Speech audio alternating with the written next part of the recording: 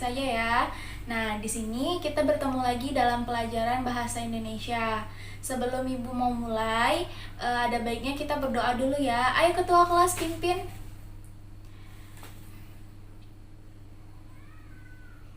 Amin.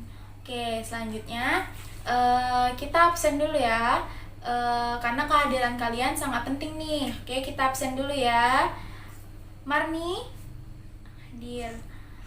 Rida hadir. Sisi hadir. Romi hadir. Iqbal hadir. Oke, alhamdulillah hadir semua ya. Nah, sebelum kita mulai, jadi Ibu mau ngasih tahu dulu nih, untuk pertemuan kali ini kita belajar yaitu judulnya gagasan utama. Karena berhubung kalian sudah hadir semua, Ibu mau ngucapin makasih nih karena kehadiran kalian sangat penting sekali. Oke, selanjutnya kita akan mulai materi kita yang pertama yaitu gagasan utama. Nah, udah pada tahu belum gagasan utama itu apa? Oke, baik. Jadi kita lanjut ke materi kita yang pertama yaitu tentang gagasan utama. Nah, di sini Ibu mau bertanya nih, siapa yang tahu arti dari gagasan utama? Karena materi kita pada minggu ini adalah membahas mengenai gagasan utama. Nah, coba ayo siapa yang tahu? Wah, belum ada yang tahu ya. Nah, jadi Ibu mau jelasin gagasan utama. Gagasan utama adalah gagasan pokok pikiran, dan pikiran utama. Sedangkan gagasan utama tersebut diwujudkan dengan kalimat utama yang ada dalam setiap paragraf. Jadi, kalian sudah tahu belum pengertian dari gagasan utama? Jadi, gagasan utama adalah gagasan pokok, pokok pikiran, dan juga pikiran utama. Nah, di sini kalau misalnya ngebahas tentang gagasan utama tuh di mana sih? Gagasan utama itu biasanya ada di kalimat. Misalnya gini, kalian membaca suatu cerita. Nah, di dalam suatu cerita itu pasti terdapat gagasan utama. Nah, agar kalian lebih tahu apa sih gagasan utama itu, yang mana sih gagasan utama itu, dan bagaimana sih ciri-ciri gagasan utama itu. Nah, jadi di sini Ibu bakal jelasin apa aja yang harus kalian perhatikan untuk menentukan suatu gagasan utama. Yang selanjutnya kita lanjut ke fungsi gagasan utama. Jadi fungsi gagasan utama itu ada 4. Nah, yang akan Ibu jelaskan yaitu ada 4. Yang pertama, fungsi gagasan utama yaitu menentukan pokok masalah yang ada di dalam bacaan. Itu fungsi gagasan utama yang pertama yaitu menentukan pokok masalah yang ada di dalam di dalam bacaan.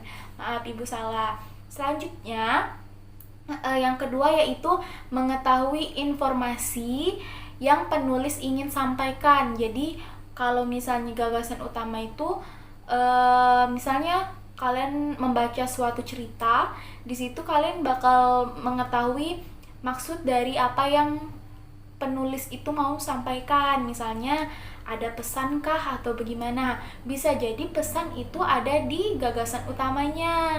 Yang selanjutnya, memudahkan pembaca memahami maksud bacaan yang ada di dalam setiap paragraf.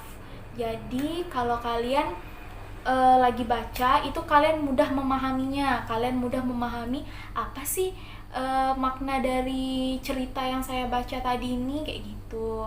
Terus selanjutnya yang terakhir yaitu sebagai bentuk satuan pikiran perasaan. Nah, jadi ada 4 fungsi gagasan utama yang harus kalian ketahui. Yang selanjutnya, kalian harus tahu ciri-ciri gagasan utama. Jadi ciri-ciri gagasan utama ini untuk menentukan bagaimana ciri-ciri yang harus kalian ingin menentukan gagasan utama itu, kalian harus tahu ciri-cirinya.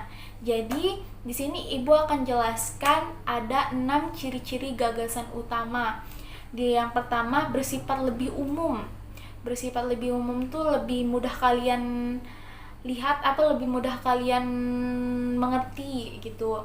Yang kedua, kalimatnya hanya terfokus pada isi dan pokok paragraf. Jadi kalimat hanya terfokus pada isi. Misalnya eh, isinya dalam suatu cerita itu kan punya isi tuh. Isi ceritanya tuh mengenai, misalnya mengenai kancil atau mengenai buaya atau mengenai apa. Di situ ia hanya terfokus dengan cerita mengenai kancil, cerita mengenai buaya atau seperti itu.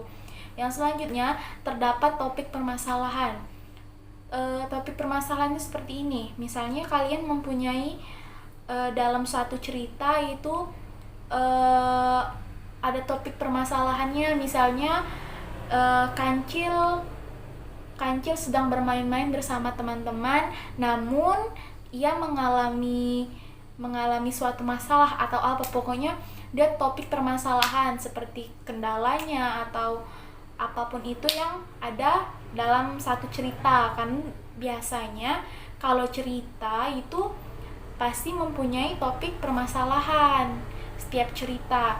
Yang selanjutnya dapat dijabarkan lebih detail. Oke, dapat dijabarkan lebih detail tuh seperti ini.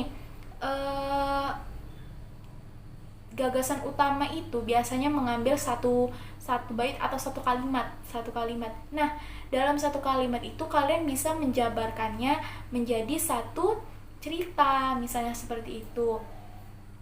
Karena gagasan utama itu termasuk bagian penting dalam satu cerita yang bisa kalian jabarkan atau yang bisa kalian uraikan lagi ceritanya, seperti itu. Selanjutnya biasanya terletak di awal paragraf. Oke, biasanya terletak di awal paragraf. Biasanya ibu menemukan gagasan utama itu ada di awal paragraf, seperti misalnya dalam satu cerita yang kalian temuin di buku cerita atau dimanapun, itu biasanya gagasan utamanya terdapat di awal paragraf, awal mula cerita itu dimulai biasanya ya. Dan yang selanjutnya yaitu berdiri sendiri. Oke, selanjutnya kita masuk ke cara menentukan gagasan utama. Oke, cara menentukan gagasan utama itu termasuk hal yang bisa dibilang mudah, bisa dibilang susah. Karena cara menentukan gagasan utama itu yang pertama kalian harus fokus. Nah, jadi ibu akan menjelaskan di sini beberapa hal untuk menentukan gagasan utama. Nah, contohnya yang pertama yaitu membaca judul dan paragraf secara teliti dan cermat.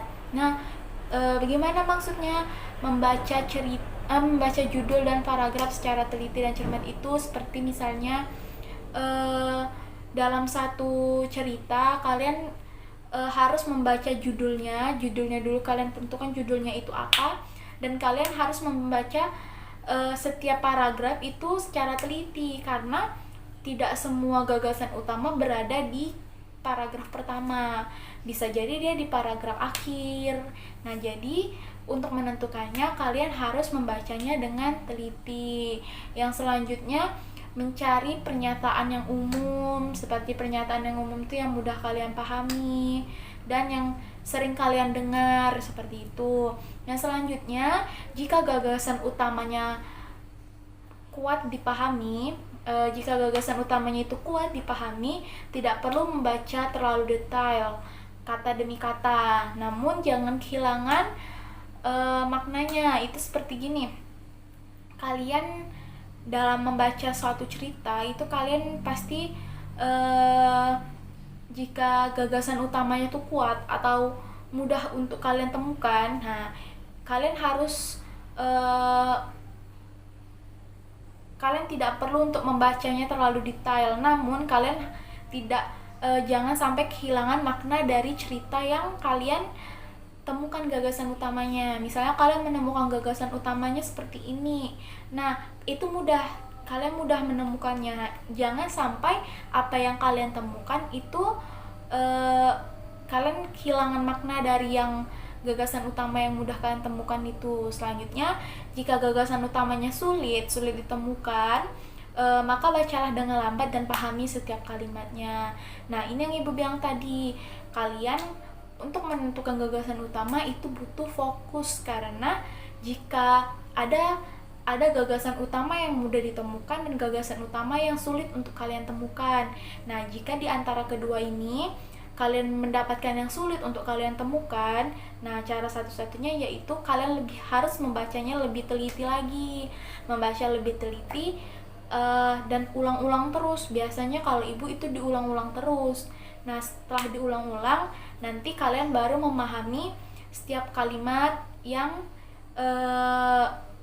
kalian akan memahami setiap kalimat yang ada dalam cerita. Nah disitulah kalian akan menemukan gagasan utamanya. Oke, baiklah, ibu sudah menjelaskan tadi ya apa-apa aja yang harus kalian pahami dalam gagasan utama. Jadi untuk kedepannya ibu akan memberikan cerita. Setelah ibu memberikan cerita, nanti di situ kalian akan ibu suruh membaca satu persatu. Setelah ibu suruh membaca satu persatu, disitulah nanti kita akan menentukan bersama-sama apa saja sih gagasan utama yang ada dalam cerita yang kalian baca tadi. Nah itu tugas untuk minggu depan. Jadi ibu harap minggu depan kita sudah mulai praktek apa aja sih yang ibu jelaskan ini, apakah sudah masuk ke kalian atau belum. Nah kita cari sama-sama bagaimana sih gagasan utama yang tadi ibu jelaskan tadi. Nah jadi untuk minggu depan, sampai jumpa di pertemuan selanjutnya, ibu akan menjelaskan apa saja gagasan utama yang harus kalian cari dalam satu cerita. Nah baiklah, mungkin itu saja untuk pertemuan kali ini. Jika ada salah dan kurang, ibu mohon maaf yang sebesar-besarnya. Mungkin kita akan bertemu di minggu depan. Kita akan bertemu dan mencari untuk melanjutkan materi kita mengenai gagasan utama. Oke, baiklah, mungkin sampai di sini saja. Sekian dari ibu akhiri. Wabillahi taufiq wal hidayah. Wassalamualaikum warahmatullahi wabarakatuh.